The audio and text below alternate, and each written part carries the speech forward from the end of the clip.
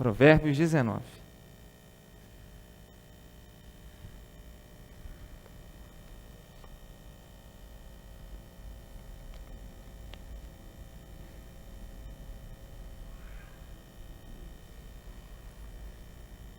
Vou fazer a leitura, os irmãos acompanhem com atenção todo o capítulo 19, depois da leitura a gente volta e vamos fazendo as observações dos versículos. Provérbios 19, a partir do verso 1, diz assim a palavra de Deus: Melhor é o pobre que anda na sua integridade do que o perverso de lábios e tolo. Não é bom proceder sem refletir, e peca quem é precipitado. A estultícia do homem perverte o seu caminho, mas é contra o Senhor que o seu coração se ira. As riquezas multiplicam os amigos, mas ao pobre o seu próprio amigo o deixa. A falsa testemunha não fica impune, e o que profere mentiras não escapa. Ao generoso, muitos o adulam, e todos são amigos do que dá presentes. Se os irmãos do pobre o aborrecem, quanto mais se afastarão deles os seus amigos. Corre após eles com súplicas, mas não os alcança. O que adquire entendimento ama sua alma. O que conserva a inteligência acha o bem. A falsa testemunha não fica impune. O que profere mentiras perece. Ao insensato não convém a vida regalada, quanto menos ao escravo dominar os príncipes. A discrição do homem o torna longânimo, e sua glória é perdoar as injúrias. Como o bramido do leão, assim é a indignação do rei, mas o seu favor é como orvalho sobre a erva.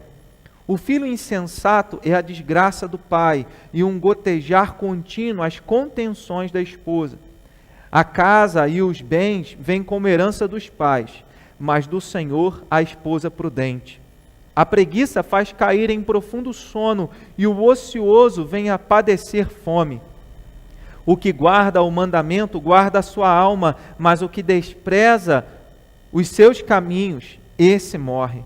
Quem se compadece do pobre, ao Senhor empresta, e este lhe paga o seu benefício. Castiga teu filho, enquanto há esperança, mas não te excedas a ponto de matá-lo. Homem de grande ira, tem de sofrer o dano, porque se tu o livrares, virás ainda a fazê-lo de novo. Ouve o conselho e recebe a instrução, para que sejas sábios nos teus dias por vir. Muitos propósitos há no coração do homem, mas o desígnio do Senhor permanecerá. O que torna agradável o homem é a sua misericórdia. O pobre é preferível ao mentiroso. O temor do Senhor conduz à vida. Aquele que o tem ficará satisfeito, e mal nenhum o visitará. O preguiçoso mete a mão no prato e não quer ter o trabalho de levar à boca. Quando o ferires ao escarnecedor, o simples aprenderá a prudência. Repreende ao sábio e crescerá em conhecimento. O que maltrata seu pai ou manda embora a sua mãe, filho é quem envergonha e desonra. Filho meu, se deixas de ouvir a instrução, desviar-te-ás das palavras do conhecimento. A testemunha de Belial escarnece da justiça, e a boca dos perversos devora a iniquidade. Preparados estão os juízos para os escarnecedores, e os açoites para as costas dos insensatos. Que Deus nos abençoe na meditação da sua palavra. Nesse capítulo de Provérbios, a nossa ênfase será a honestidade. Mas a gente observa nesse capítulo vários aspectos de contraste. Semana passada a gente mencionou sobre o contraste entre a sabedoria humana e a sabedoria divina, a sabedoria que vem de Deus. E alguns contrastes a gente ainda encontra aqui nesse capítulo, que é o contraste entre o pobre e o rico, entre o honesto e o mentiroso, entre o paciente e aquele que é precipitado, que se ira rapidamente, entre aquele que foi abandonado e aquele que tem muitos amigos. E a gente encontra aqui aquele que tem sabedoria, e a gente percebe algo que vai na contramão dos nossos dias, porque nos nossos dias, ser feliz é ter a prosperidade financeira. E ele vai mostrar aqui que prosperidade financeira não quer dizer, não significa sabedoria. Prosperidade financeira não significa felicidade. Então a gente observa já no versículo de número 1, melhor é o pobre que anda na sua integridade. Uma determinada versão vai falar assim, o pobre na sua honestidade. Tá? Então por isso que eu estou usando a ideia, a temática geral sobre honestidade. Então ele diz, melhor é o pobre que anda na sua honestidade ou na sua integridade do que o perverso de lábios e tolo. E aqui ele já faz um contraste com o mentiroso. É melhor ser pobre e honesto do que ser mentiroso. E aí ele vai trabalhar esses aspectos. No verso 1 a gente encontra essa ideia, da honestidade, do pobre a gente encontra melhor, o pobre, como ele diz, melhor é o pobre do que o perverso de lábios. Então é melhor ser pobre e não ser fofoqueiro. Pior é ser as duas coisas. Porque existem pessoas que pode ser pobre e ser fofoqueiro. Aí que é o pior de tudo. Pode ser pobre desonesto. Geralmente quando algumas pessoas falam, eu posso até lançar aqui essa ideia como uma pergunta. O que é ser humilde para você? Oi? Humilde no coração, ser humilde é ser humilde no coração, refletir sobre o que você vai fazer. Mas o que? O que é ser humilde? Ser grato? Gostar das simples coisas. Saber compreender.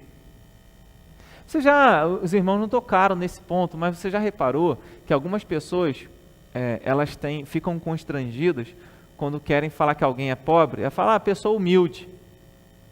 E às vezes o cara é pobre e é arrogante. Aí tem o outro que é rico e é humilde. Pode até ser difícil, mas tem. Então a gente precisa saber separar, porque pobreza, a pessoa ser pobre, ela pode ser vaidosa, orgulhosa, mentirosa. Então nesse contexto aqui, o homem pobre é um homem honesto, nesse contexto, o homem pobre é um homem honesto, é um homem humilde, e a gente vai falar disso quando ele fala de aceitar repreensão, ser repreendido.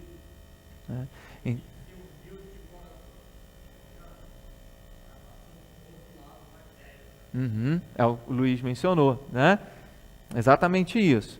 Então no verso 1 ele menciona a questão do pobre. No verso 7, olha o verso 7 comigo, ele diz, a boca do insensato é a sua própria destruição e os seus lábios um laço para a sua alma. Se num lado, irmãos, eu li o verso errado aqui, peraí.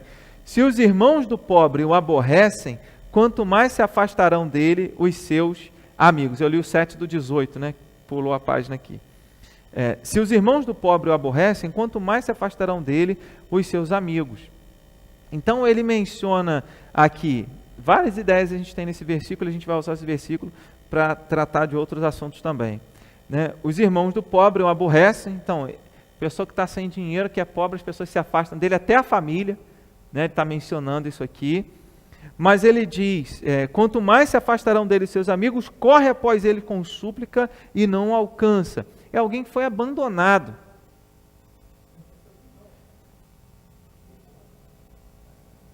E os amigos só foram do lado dele para criticar ele, Aí você olha um contraste, esse versículo, com o verso 4. Verso 4. As riquezas multiplicam os amigos, mas ao pobre o seu próprio amigo deixa. Então, de um lado você percebe pessoas interessadas em amizades por interesse, apenas por causa de dinheiro, né? É amizade falsa. Ou amizade baseada num fundamento errado, né? No interesse. E em contrapartida você vê alguém que é pobre que está sendo abandonado. E a gente vai ver que ele não é abandonado por Deus. Até o versículo mais para frente ele vai dizer, olha, a esposa prudente, né, procede do Senhor. Existem casas que tem a esposa que faz contenda, mas a esposa prudente procede de Deus. Enquanto algumas pessoas são cercadas de amigos, volta lá no capítulo 18, no verso 24. Capítulo 18, verso 24. Olha o que ele diz. O homem que tem muitos amigos, o que acontece com ele? Ele sai perdendo. Mas há amigo mais chegado do que irmão. Então, ser bem-sucedido não quer... Ter muitas amizades não quer dizer muita coisa.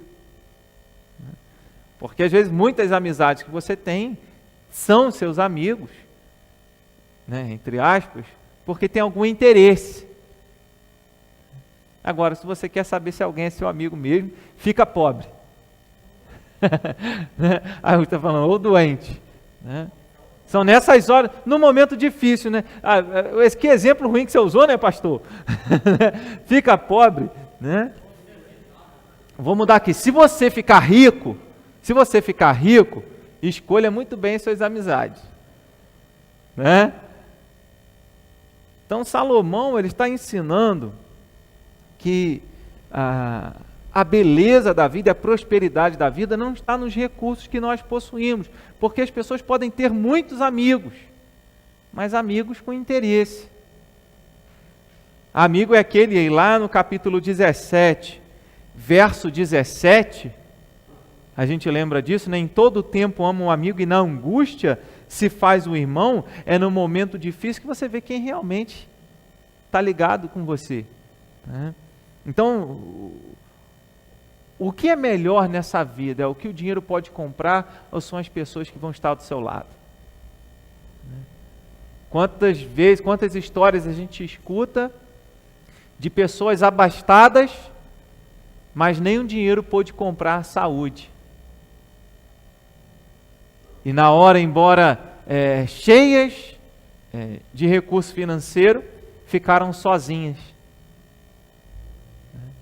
Porque na hora da dificuldade, quem não é amigo acaba indo embora, né? Provérbios 14, verso 20, ele vai dizer, Provérbios 14, 20, o pobre é odiado até do vizinho, mas o rico tem muitos amigos.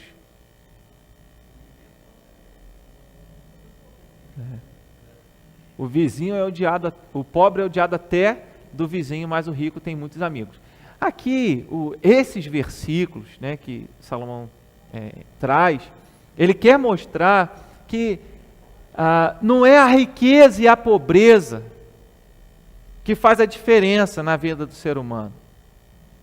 O que faz a diferença na vida do ser humano é aquele que age com misericórdia, é aquele que se compadece do próximo. Verso 22, o que torna agradável o homem é a sua misericórdia. O que faz a diferença na nossa vida, a gente vai ler no Novo Testamento textos que falam sobre isso, o que faz a diferença na nossa vida é o quanto nós nos compadecemos, somos misericordiosos, pacientes, né, honestos. É isso que faz a diferença, porque não é o que se você tem pouco ou se você tem muito. Se você tem pouco, você pode até perder os amigos, se você tem muito, você pode ganhar amigos, mas o que vai fazer a diferença é o quanto você tem vivido debaixo dos princípios da palavra de Deus. Porque se você vive debaixo dos princípios orientado biblicamente, você tem a presença do Senhor. E o Senhor não abandona. O Senhor não desampara.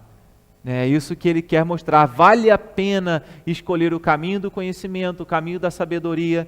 Vale a pena andar nos caminhos de Deus, ainda que você seja abandonado pelos seus amigos porque você está pobre. Ainda que você se sinta sozinho.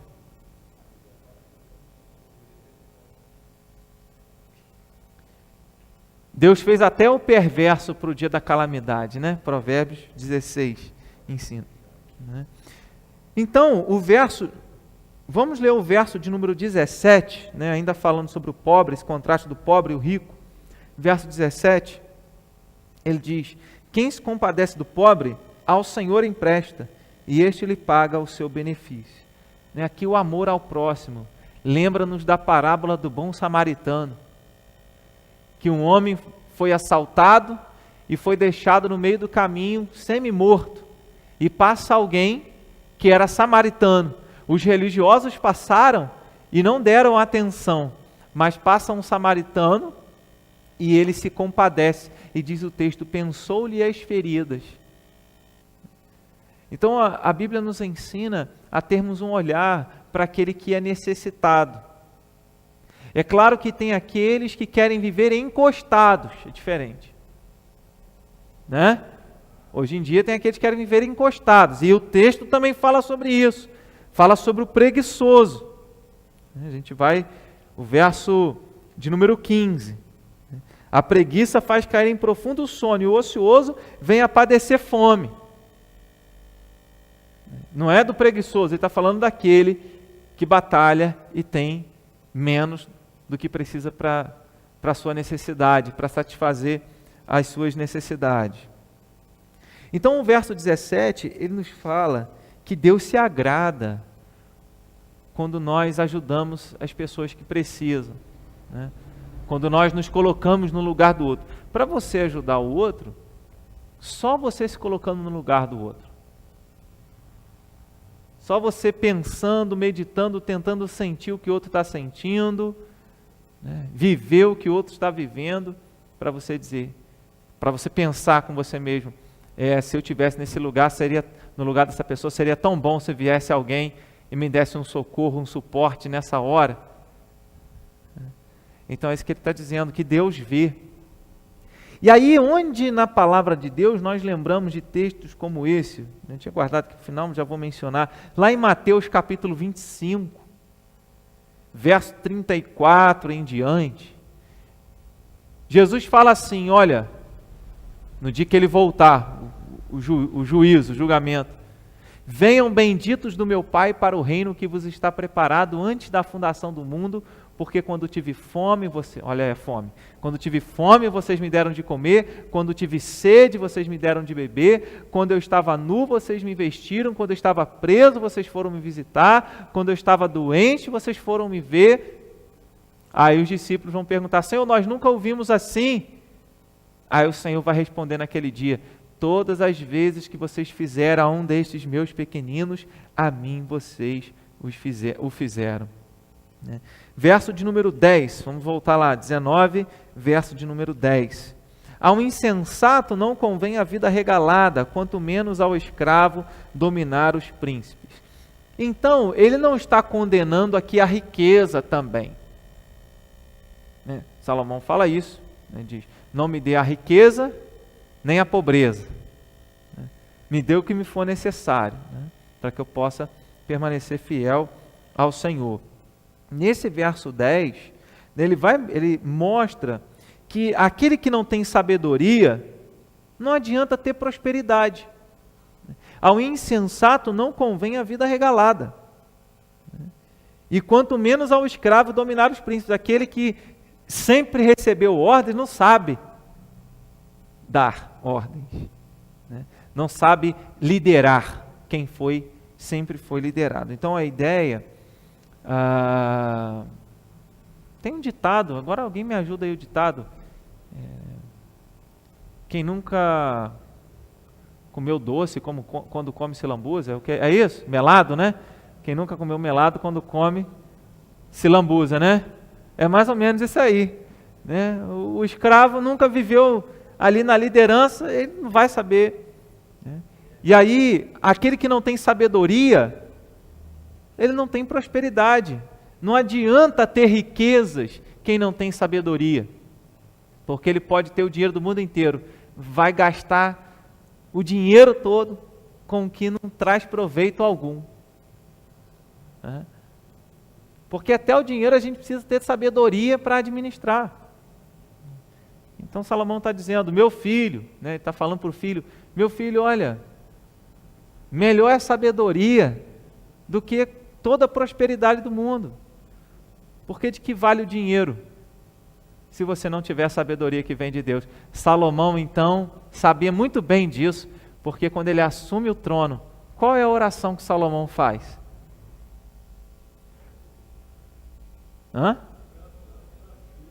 Para quê? Para governar. E ele reconheceu, ele diz, eu não passo de uma criança para governar esse povo grande. Aí o que Deus responde para ele?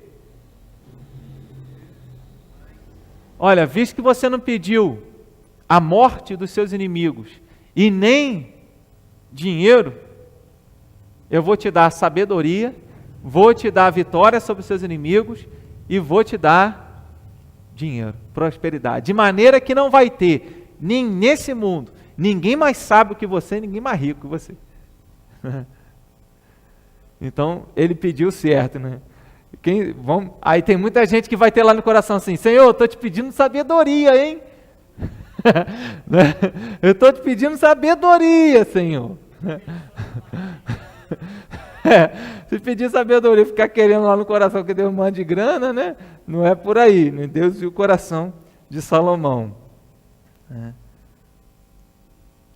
Provérbios 18, verso 24, não, a gente já leu, né? Aquele que tem muito amigo sai perdendo, mas amigo mais chegado que irmão. Verso de número 22 a gente já mencionou, Mateus 25 a gente já mencionou. No verso 1, voltando ao verso 1, ele menciona integridade e em algumas traduções, essa palavra é traduzida como honestidade, o homem pobre e honesto. E ele está fazendo um contraste entre o homem pobre mais honesto com o homem rico sem sabedoria. Mas é possível ter um homem pobre desonesto e um homem rico sábio. Mas é o que ele está usando aqui como exemplo. Esse homem que é honesto, né, nos leva a entender, nesse versículo 1 aí, né, que tudo que ele faz, né, melhor é o pobre que anda na sua integridade do que o perverso de lábios. Tudo que ele fala, tudo que ele expressa é verdade. As palavras, a forma como ele usa as palavras, não é uma pessoa que mente, é honestidade relacionada à verdade.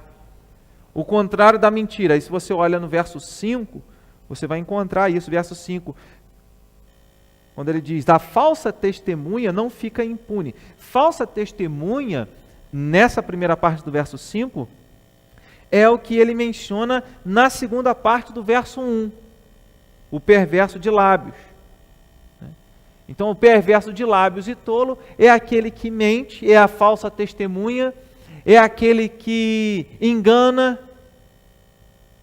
e não apenas no fofocar, mas a falsa testemunha aqui nesse contexto é a ideia de que alguém estava perante o juiz para ser julgado, e diante do voto, ao invés dele falar a verdade, ele mente, para não falar a verdade em relação à pessoa que estava sendo julgada. Como na Bíblia nós encontramos alguns momentos, e até os religiosos, que pagaram algumas pessoas para serem falsas testemunhas contra Jesus, contra os servos dele. Então isso acontece como os religiosos que subornaram os guardas para falar, olha, ele foi roubado.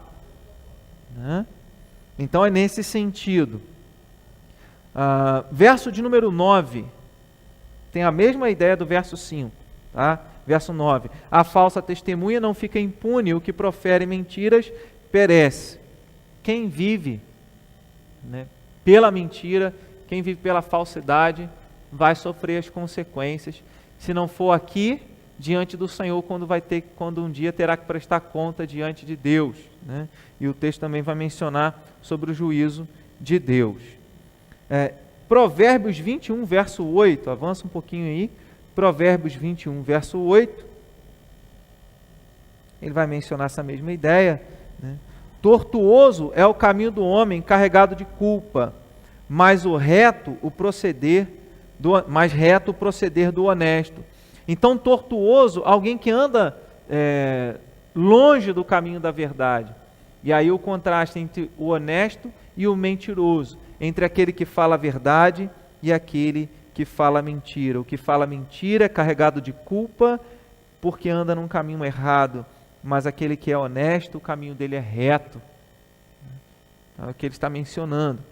Êxodo, vamos abrir lá em Êxodo 23, verso 1. Êxodo, volta lá no início da Bíblia, Gênesis, Êxodo 23, 1.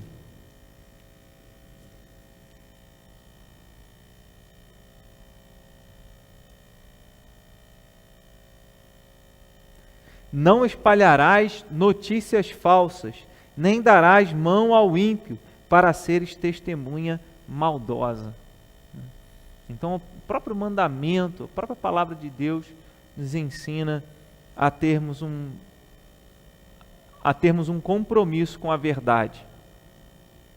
Jesus falou: eu sou a verdade. E aquele que tem compromisso com Jesus precisa ter um compromisso com a verdade. Agora, e a mentirinha?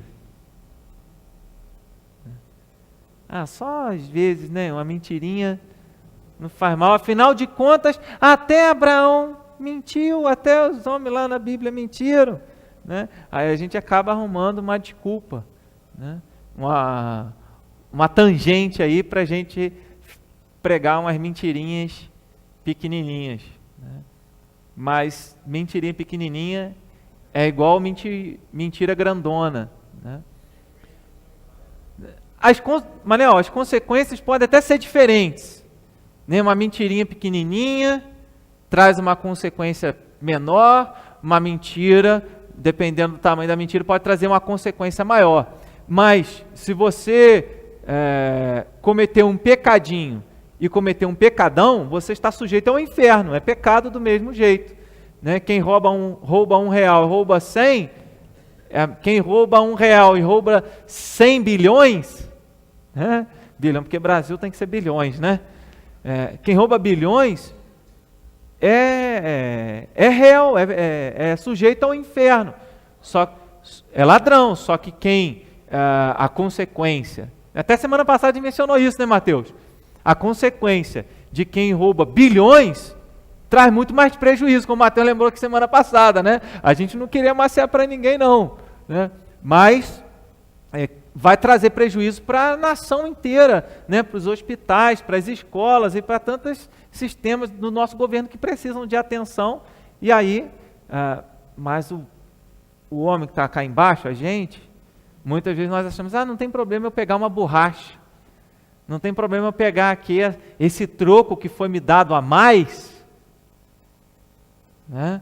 Deixa passar porque está sobrando, o cara do pedágio está cheio de grana e passou o troco a mais, né? E por aí vai. Então, honestidade, verdade, é algo que deve fazer parte da nossa vida em toda e qualquer situação. Pode falar, irmão.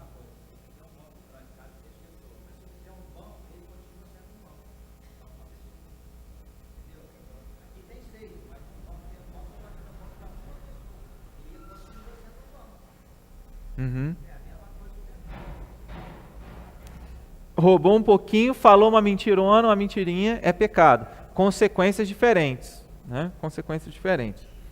Vamos ver o verso de número 18. Lá, Provérbios 19, verso 18.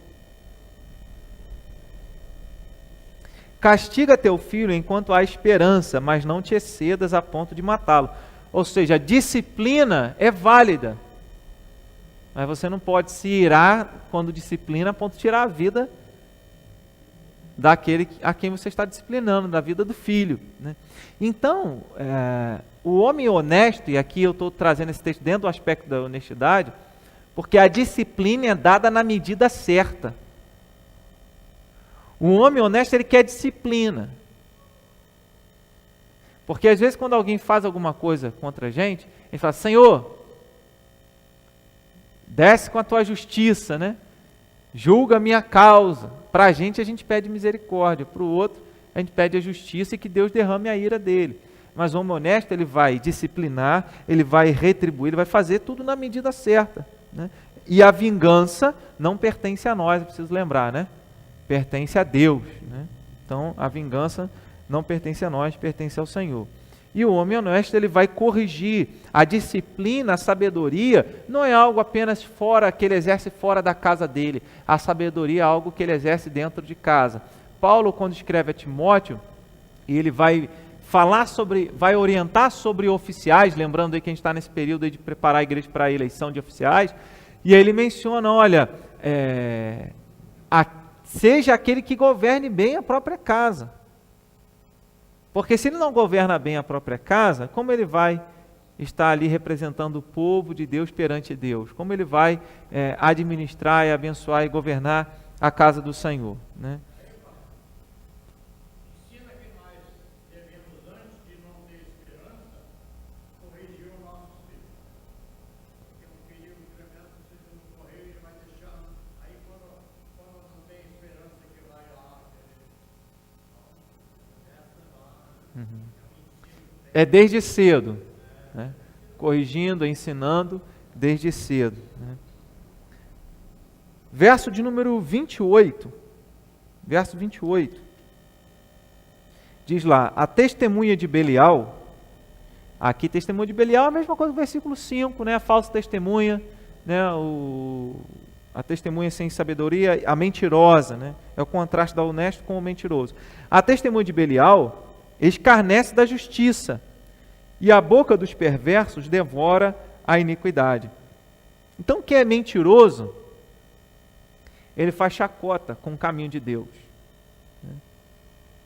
É isso que a gente pode olhar nesse versículo, testemunho de Belial. Belial, a relação com o maligno, a relação com o mal, e aí como mente, acha que nunca e nada vai alcançá-lo, e ninguém nunca vai saber.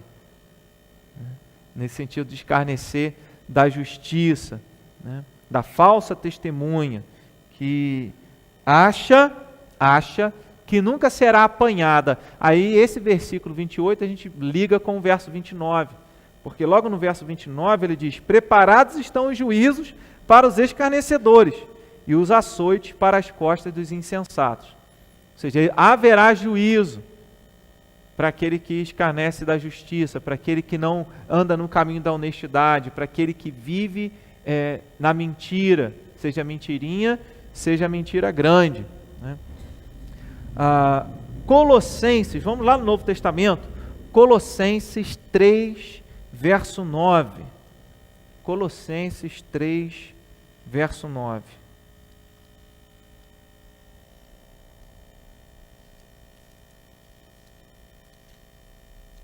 Colossenses 3, verso 9 diz assim, não mintais uns aos outros, uma vez que vos despistes do velho homem com os seus feitos.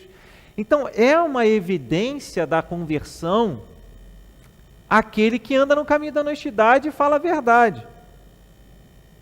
É estranho e muito estranho para alguém que se diz cristão mentir, fofocar. É claro que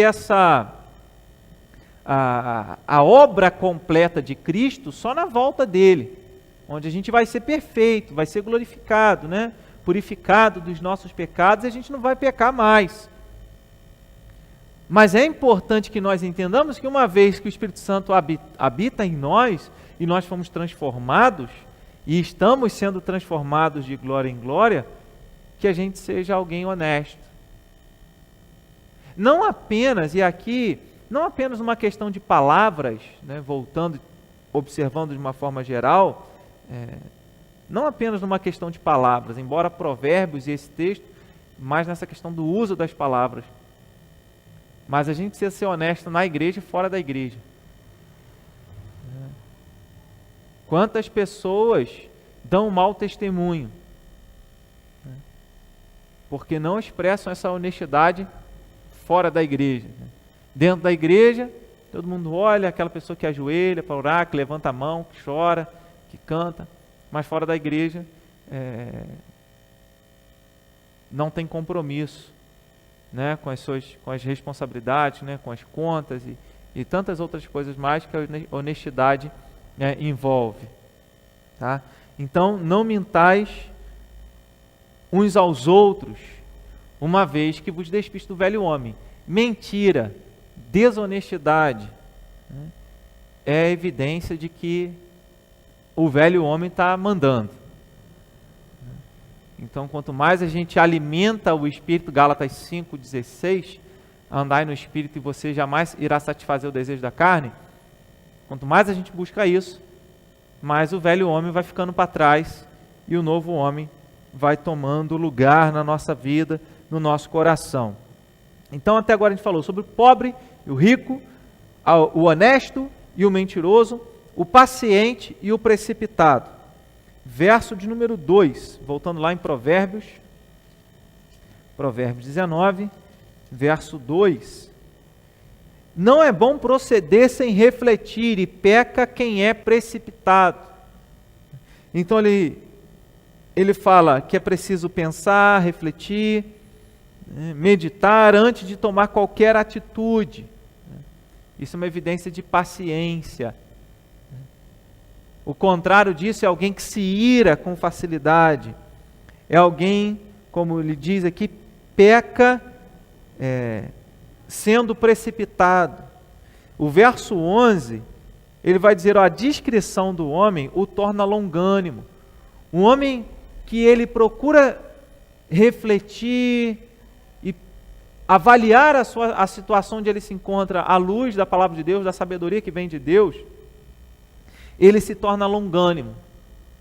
Uma outra tradução, ele vai dizer que o bom senso faz o homem ter paciência com as outras pessoas. Em outras palavras, alguém que está sendo dirigido pela palavra de Deus, pela sabedoria que vem de Deus, ele vai ter paciência com as outras pessoas. Nesse mundo de impaciência, tolerância zero, a gente precisa ser orientado pela palavra de Deus e pedir ajuda ao Espírito Santo de Deus para que a gente tenha paciência com as outras pessoas. Pensando e avaliando a minha própria vida, e talvez você avaliando a sua vida, você vai perceber isso, que é muito mais fácil a gente ter paciência com aquelas pessoas que a gente não tem intimidade, é mais fácil a gente ter paciência com as pessoas de fora do que ter paciência com as pessoas de dentro. As pessoas de dentro, as pessoas da família, a gente fala o que pensa, a gente fala o que não devia, a gente é intolerante e quer que tudo funcione do nosso jeito. Com as pessoas de fora, a gente já acalma. Mais ou menos por aí, né? Isso acontece. Se não acontece com você, glória a Deus por isso. Mas na maioria das vezes, a gente vê que há uma facilidade muito maior da gente ferir e magoar quem está perto do que aquelas pessoas que a gente não tem tanta intimidade. Então, no verso 2 ele revela alguém que é precipitado, o verso 11, alguém que é paciente e tem paciência com as pessoas à sua volta, e essa paciência faz com que ele perdoe as ofensas. Então, perdoar as ofensas é o caminho daquele que anda em paciência, orientado pela palavra de Deus. Contraste com o verso 19. Olha o que o verso 19 diz. Verso 19, o homem de grande ira tem de sofrer o dano, porque se tu o livrares, virá ainda a fazê-lo de novo. Se você não disciplinar a pessoa que errou, se a pessoa que errou não sofrer o dano, se o homem que se irou não sofreu dano, aqui fala de justiça, não sofreu dano, ele vai fazer de novo, ele vai se irar de novo, e vai fazer a mesma coisa sempre. Então a gente vê de um lado alguém que com bom senso é paciente e perdoa, e do outro lado o outro que se ira e que, se não for parado, vai continuar fazendo mal sempre. Aí a gente vê a diferença. Oi? E algumas pessoas nem sofrendo se arrependem, né? Apocalipse capítulo 13, Apocalipse 13 ou 14, ele vai mencionar que com todos os sinais que Deus mandou, e ainda vai mandar, tem mandado, ainda vai mandar sobre a terra, nem assim as pessoas se arrependeram dos seus pecados. Né? Que tanta coisa que acontece era para as pessoas buscarem a Deus correndo, e mesmo assim elas permanecem na maldade delas. Né? E aí a gente percebe uma relação que a gente já mencionou em capítulos anteriores, mas vale, tem um provérbio assim que a gente mencionou aqui, mais vale a repreensão no justo do que 100 açoites no insensato. Você pode bater e disciplinar aquele que não tem sabedoria, que não vai aprender, mas você repreende, só fala com aquele que tem encontrado sabedoria, vai valer muito mais, já vai acertar o caminho. Né? Então, acontece isso aí também. O verso 12, verso 12, que tem essa relação com o verso 11, como o bramido do leão, assim a indignação do rei, mas o seu favor é como o orvalho sobre a relva. Ele está mencionando que um homem, quando é impaciente, quando se ira, traz prejuízo. Mas um homem, quando é paciente, quando ele para e considera o outro e tem paciência com o outro, isso é como refrigério, é como orvalho sobre a relva. Ele traz vida, ele renova, ele traz refrigério. Então o verso 12 tem a sua ligação com o próprio verso 11, falando da paciência e que isso traz vida, que isso traz refrigério. Certo? Verso de número 7, verso 7, a gente já mencionou esse texto. Se os irmãos do pobre o aborrecem, quanto mais se afastarão dele seus amigos. Corre após eles com súplicas, mas não os alcança. Aqui a gente faz aqui um contraste entre o abandono e as amizades. As amizades que não são verdadeiros amigos, são amigos por interesse, enquanto você pode oferecer algo. Né? O verso 6, ele vai dizer isso: ao generoso muitos o adulam, e todos são amigos do que dá presentes. Então ele está olhando para esse aspecto num ponto negativo, não é para a gente sair dando presente e ganhar amigo.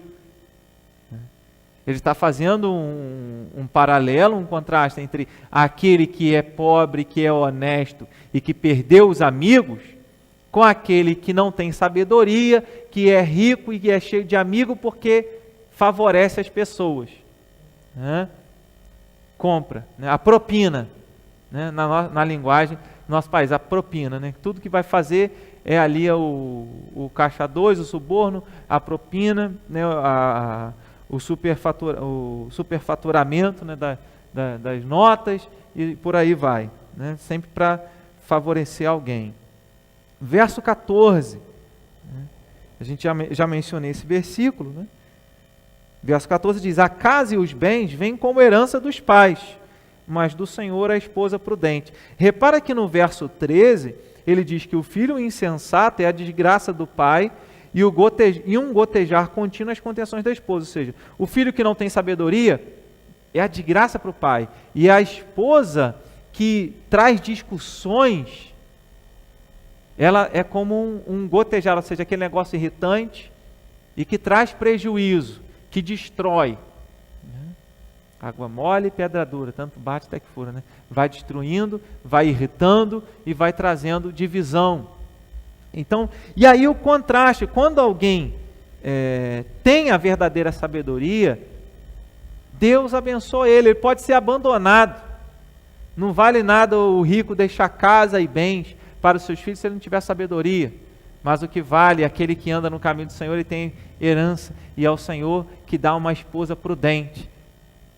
Então você pode ter sido abandonado, mas o seu lar vai ter a provisão de Deus até na pessoa que estará ao seu lado. Então a esposa prudente vem do Senhor. Lembrando que ele está, em alguns momentos ele fala para o filho, desde o primeiro capítulo, e um filho que estava para casar ou já havia casado pouco tempo. Foram os nossos primeiros estudos no livro de Provérbios, certo? Salmo 27, verso 10. Vamos abrir lá? Salmo 27, verso de número 10. Volta um pouquinho aí. Salmo 27. verso 10. Diz assim: porque se meu pai e minha mãe me desampararem, o Senhor me acolherá. Então você pode ter sido desamparado, pode não ter os amigos, pode estar passando dificuldades, mas uma coisa é certa: Deus não desampara, né? As pessoas podem desamparar a gente, até pai e mãe, mas Jesus não desampara ninguém. Mateus 28, 20. O que Jesus fala lá? Ele fala: e ensinando-os a guardar tudo o que vos tenho ordenado, e eis que estou convosco todos os dias até a consumação do século. A presença de Jesus vai conosco. Então Jesus não nos deixa só. É preciso lembrar disso. Estamos sendo acompanhados, Jesus vai caminhando conosco. Se de um lado nós vemos pessoas sendo abandonadas por causa da sua condição financeira, por causa dos seus problemas, Jesus, ele era amigo dos pobres, amigo dos pecadores, aqueles que eram marginalizados pelos religiosos, pela sociedade. Jesus os acolhia.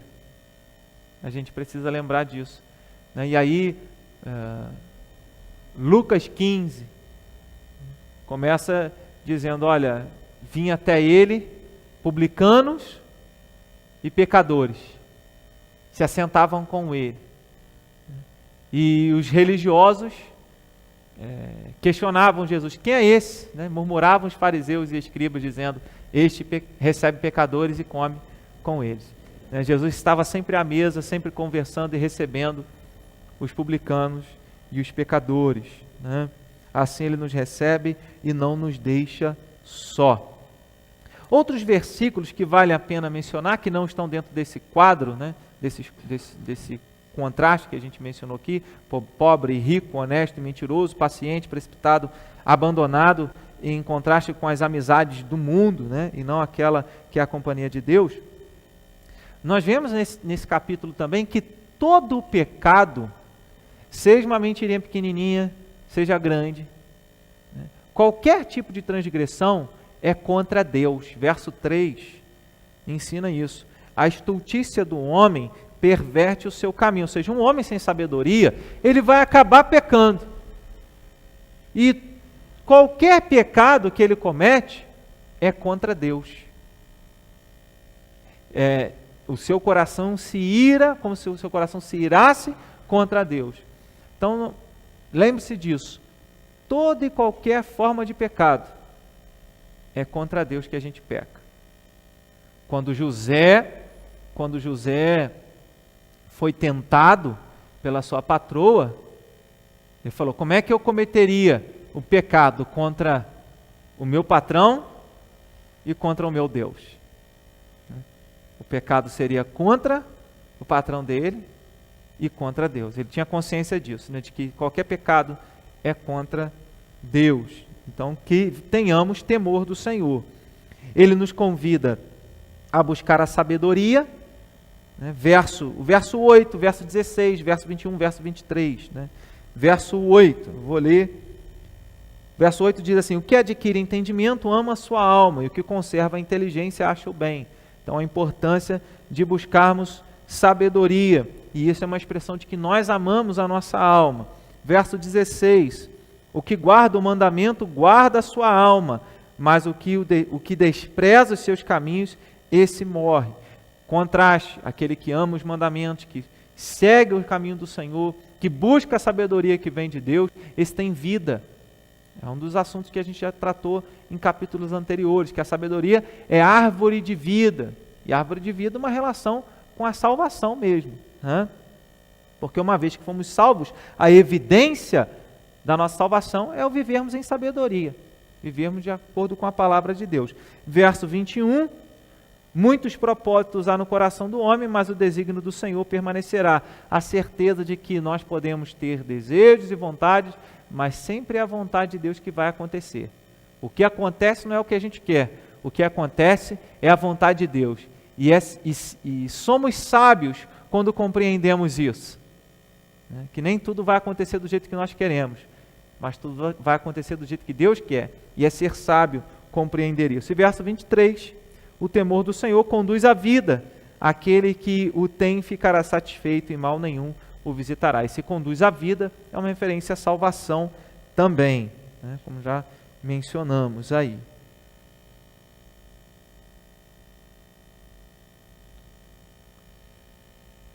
O verso de número 25 e verso de número 27, ele vai nos mostrar, 25 e 27. Quando ferires ao escarnecedor, a gente já mencionou isso, o simples aprenderá a prudência, repreende o sábio e crescerá em conhecimento. Verso 27. Filho meu, se deixas de ouvir a instrução, desviar-te-ás das palavras do conhecimento. Então, em todo tempo, ele faz um apelo. Entre esses contrastes que ele apresenta no capítulo, ele está fazendo um apelo para que a gente busque sabedoria, para que a gente aceite a repreensão, para que a gente aprenda não apenas vendo o outro ser repreendido, mas sendo disciplinado, mas quando nós formos disciplinados, quando nós formos repreendidos, que nós aceitemos também a repreensão e aprendamos com a repreensão. E entendamos que a falta de sabedoria, né, traz discussão, traz desgraça, como a gente viu no verso 13, e o verso de número 26, e por fim, o verso de número 29. Né? Verso 26 ele diz, o que maltrata seu pai ou manda embora sua mãe, filho é quem envergonha e desonra, e tudo isso traz consequência. A consequência daquele que anda no caminho da sabedoria é vida, a consequência daquele que anda no caminho da insensatez, né, da mentira, da desonestidade, é o juízo de Deus, o juízo divino. Eu quero encerrar, concluir, lembrando algumas coisas. O que é ser honesto? O que é ser honesto? Primeiro, falar a verdade. É o que esse texto aqui, esse capítulo nos lembra.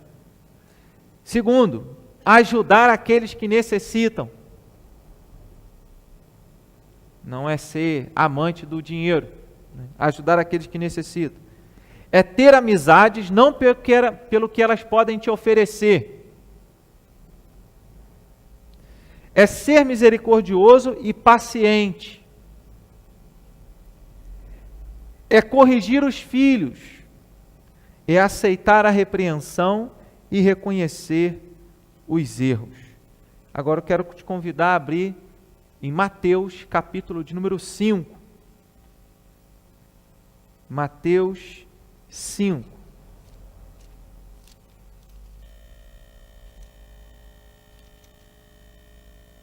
Verso 3.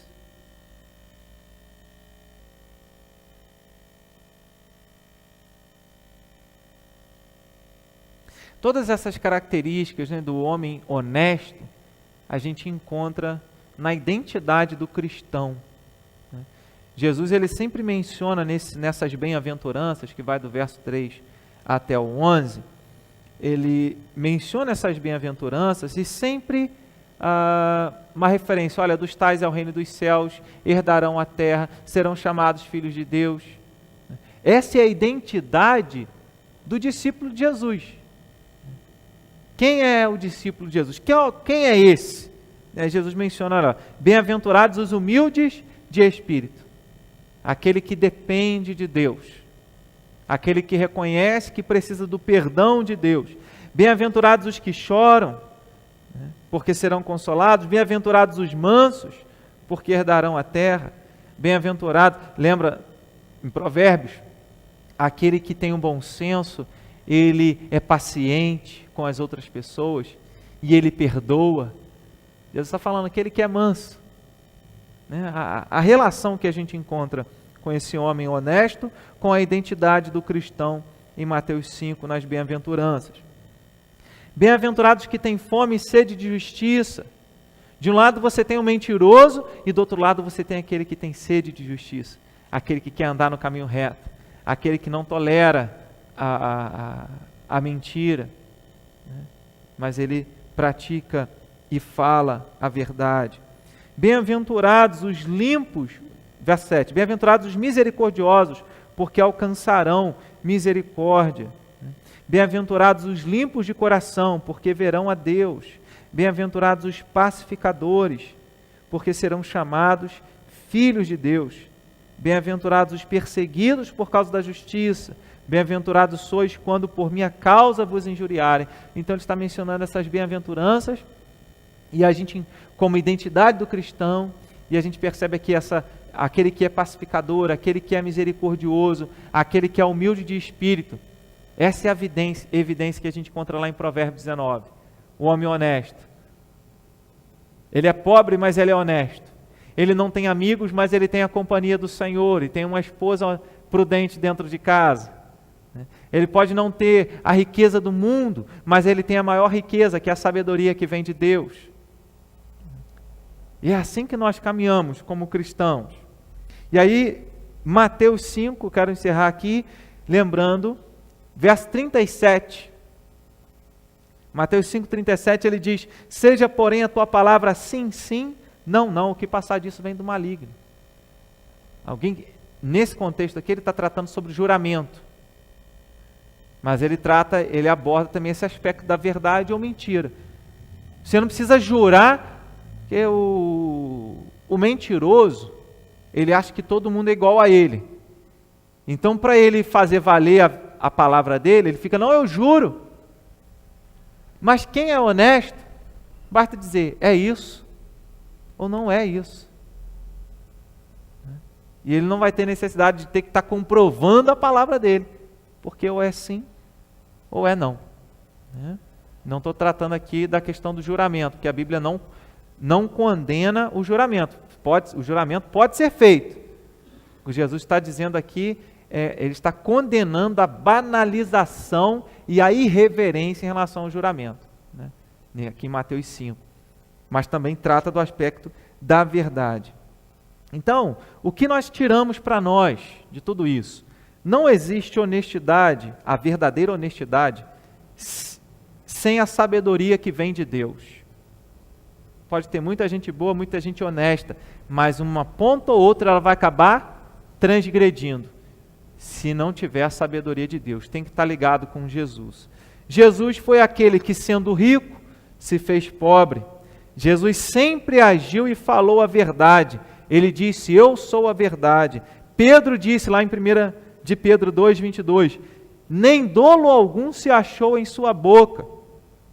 Jesus é aquele que jamais nos abandona, mesmo que não tenhamos nada para oferecer. Que nós estejamos lembrando disso. E lembrando que nós fomos alvos desse cuidado de Jesus. E uma vez que fomos alvos desse cuidado, porque éramos pobres e Jesus veio e nos acolheu, nos sustentou, nos amou, nos perdoou, que nós tratemos uns aos outros, tratemos as outras pessoas, assim como fomos tratados e alcançados